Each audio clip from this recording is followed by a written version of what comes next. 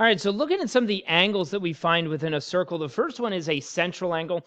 And a central angle, basically the vertex of the angle, the point of the angle, is at the center of the circle. So the angle essentially starts at the center of the circle and then goes to the outside edges of the circle. Kind of like this. So if this is my circle, let's say the center of the circle is right here. A central angle would have a starting point that's right there, and then it would go to each of those edges. So that's a central angle. Notice the angle is centered in the circle, so it's a central angle. The next one, an inscribed angle. An inscribed angle is also inside of the circle, but all 3 points that make up the angle are actually on the circle. All right, so the starting point of the angle, the vertex of the angle, is actually on the circle. And then the other pieces of the angle are also on different parts of the edge of the circle. In other words, it kind of looks like this. This is my circle.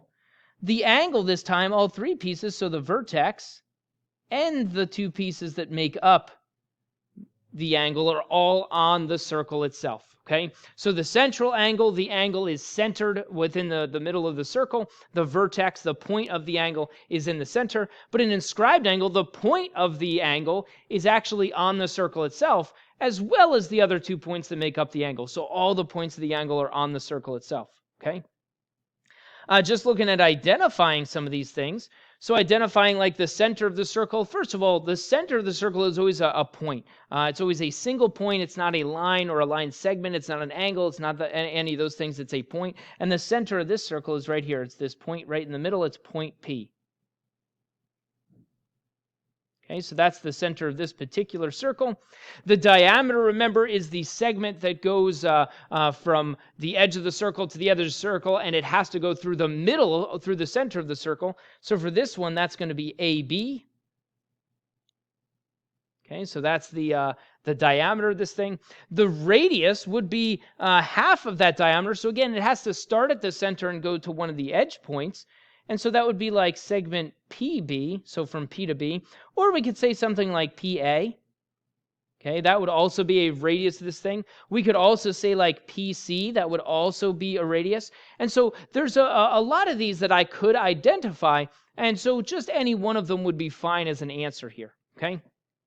And now we get to these angles. And so it's really important to understand which one of these points is the center and which one of these points are on the actual circle. So the center is point P.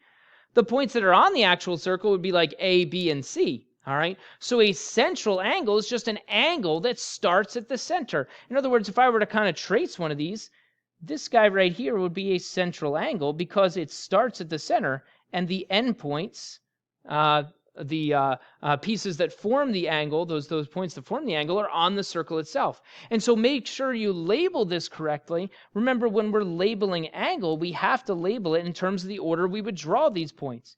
So like if I called this angle, if I called it PCB, well, if I trace from P to C to B, well, that's not the correct angle.